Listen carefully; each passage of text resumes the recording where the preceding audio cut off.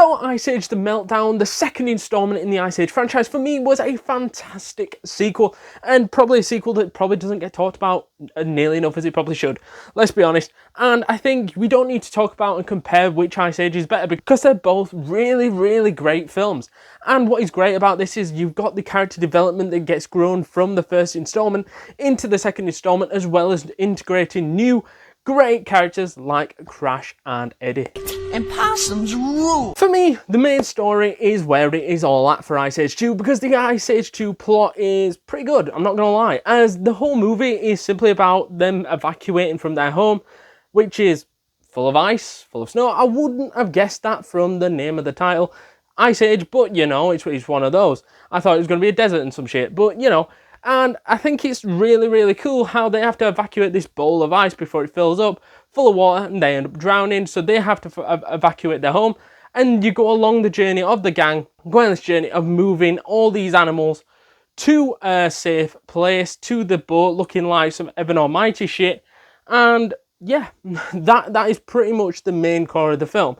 However, the side plot is where it gets interesting. Is for me, I love MANNY as a character. I think his character is such a great, powerful leader, such a great character, such a laid-back character, which has to step into that role of sort of group leader in the first film. And I think it's great seeing him in this film of now having to move all these animals, and also think about, is he the last of his species, and coping with that as well. Does he want a family?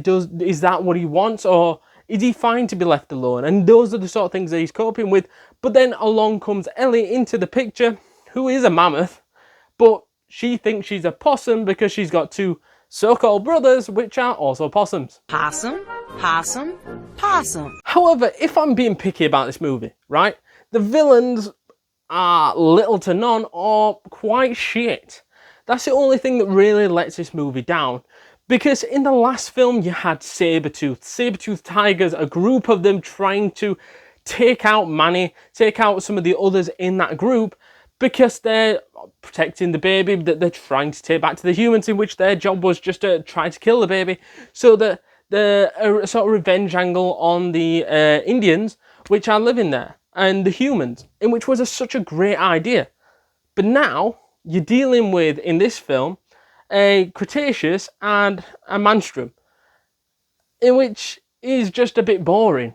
And yeah, they look quite menacing, not gonna lie. They're the scary part, right?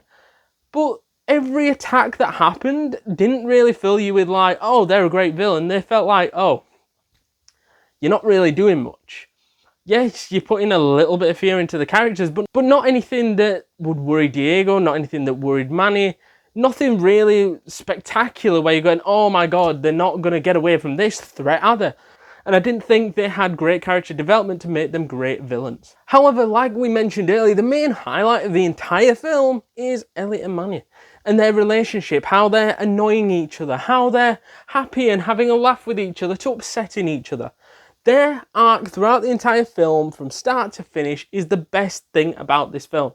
And that's not a diss on the film, because sometimes it can be that way, that this side plot is probably a little bit stronger, or if not on the same level as your main plot. And I think having that side plot really helped the film, because if it was just the main plot, I think it would have probably gotten a little bit boring.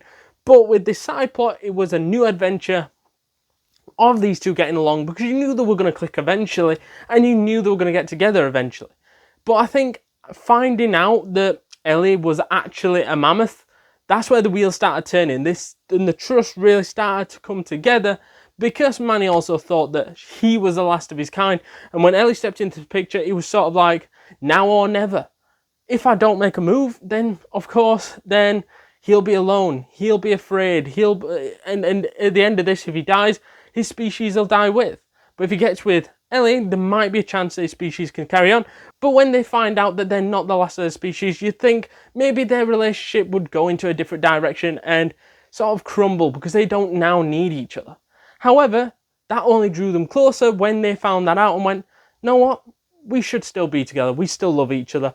And that's where their friendship and their relationship started.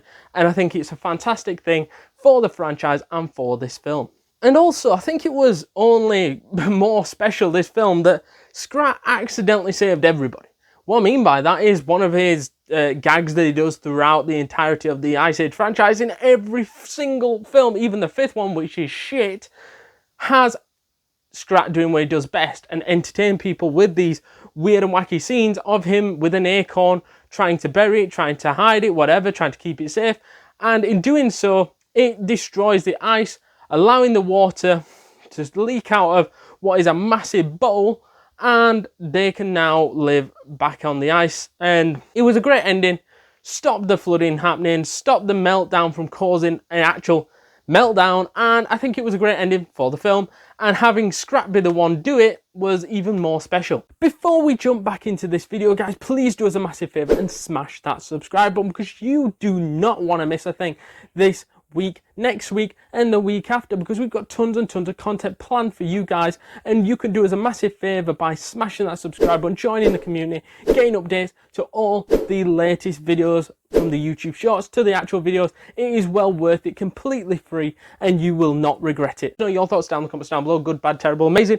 Let us know all that jazz down in those comments down below, and if you haven't yet seen our Ice Age movie review, check that out right now.